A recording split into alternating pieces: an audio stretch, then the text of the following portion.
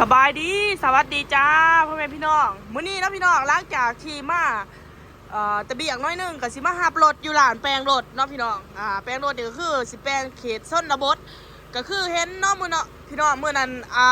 ไปส่งน้องแก้วไปไทยแหละกลับมาแหละรถนอกนะพี่น้องกลับมาแปลงบอกเลยว่าเบิด3,000เกือบ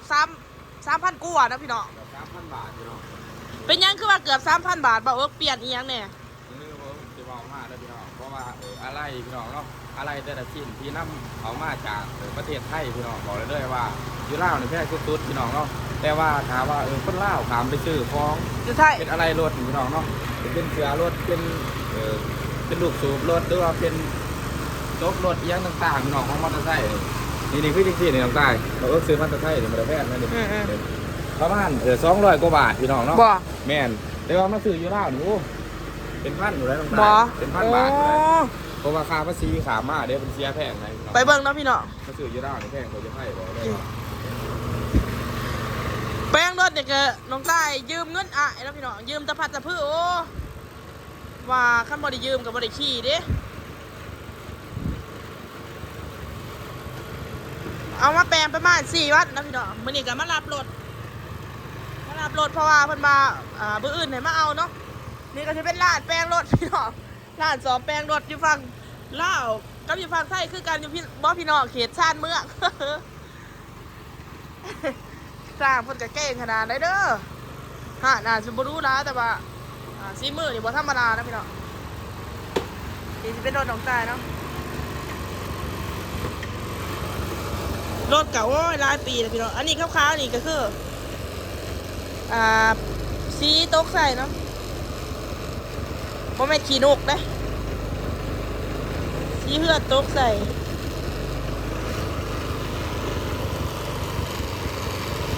คือปกติแหละตะกี้หันโอ้ยพี่น้องควันมันออกบาดนี้กับโบมินนะพี่น้องนี่จะมาคอยขี่ในบาดนี้กันนะรถเพื่อสิได้ขั้นหนึ่งก็เป็นรถFC ซื้อให้สักเลย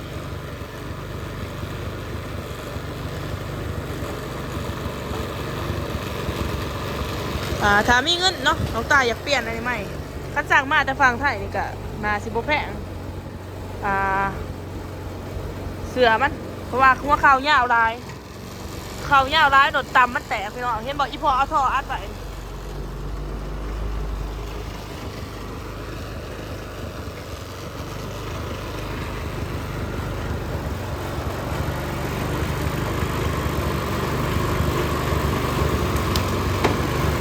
รถก็มีหลายอย่างที่น้องตาอยากเปลี่ยนตารถก็เอาสก๊อตเขียนไว้อยู่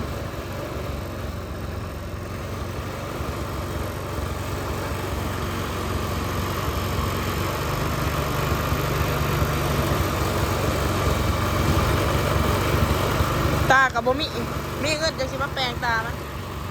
วันนี้ที่เสือกระแตกเบิดโอ้ยโดนตรงนั้นขั้นเดียวได้พี่น้องที่ขี่ได้รถบ่กับขี่บ่ได้รถแบบว่าเสียงมันดังเนาะเอาไปในเมืองบ่ได้อันนี้แม่นถูกต้องตามกฎหมายมีทะเบียนรถมียังคักแน่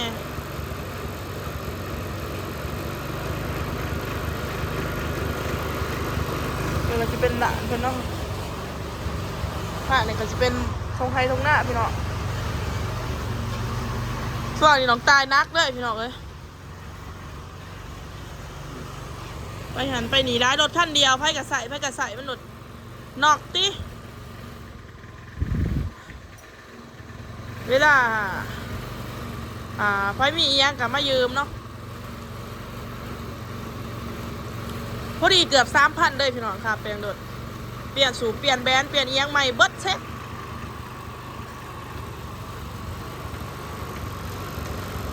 น้องแก้วกันรักจากไปไทยกับบริติดต่อมาจ่อยโอ้ยจะไปจากใด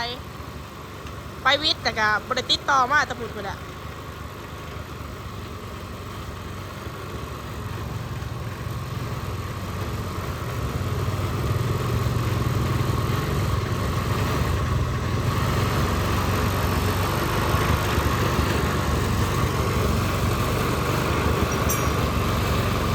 ไปในกันสิแพงแล้วพอขี่มันได้ถนุถนอมมันได้รถคันเดียว น้องพี่น้องสร้างเพื่ออยู่กับนี่เลยนี่มันจะเป็นบอลอยู่วันนอนคนเนาะวันนอนนี่จะเป็นของซื้อมาแปลงรถโอ้ขายหม้อนับได้นี่แล้วเอาหม้อมาขายนับอันนี้ก็จะเป็นเครื่องแปลงรถกระพิตลาดนี่แหละพี่น้องในบ้านคนมาใส่บริการได้หาเนาะแต่ว่าเบาอย่างนี้ไม่ได้ยินหรอกจำหนึ่งเมืองในที่พี่น้องความบ้านใหม่กระเพาะมันจะบินมันใหม่ข้างในมันเปลี่ยนเทื่อหนึ่ง หลากสามหลากสี่เนาะเทื่อหนึ่งนี่ถือเข้าโกงพี่น้องเพราะว่าส่วนนั้นก็ไปซอยเรือย่ายที่เซกองเนาะ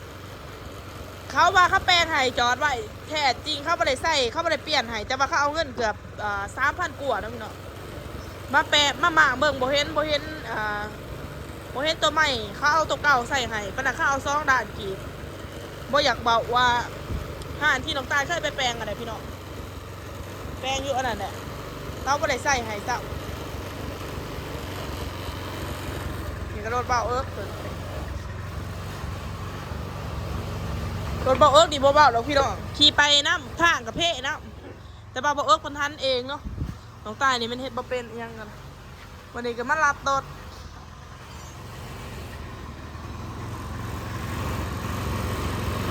นี่ก็จะเป็นหาเนาะหาเนาะ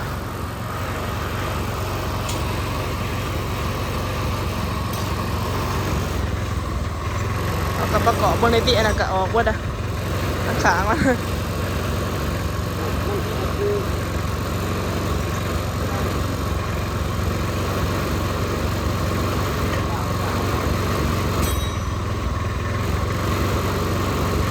ยังบ่ทันได้แปลงตามันได้บัดที่ใส่ตามันได้บัด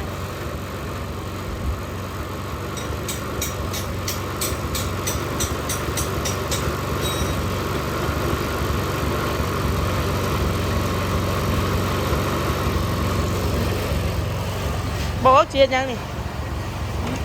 รถบอกว่านี่เครื่องรถบอกว่านี่ซื้อมาแต่ไทยเลยพี่น้องสวกไปไทยส่วนเลยเนาะ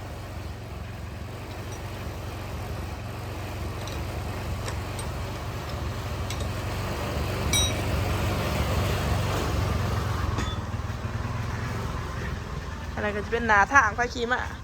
ข้าวน้องตายเขาเขียนนะพี่น้องรถเพะก็เอามาแปลงอยู่หาดเด้าเด้อเลย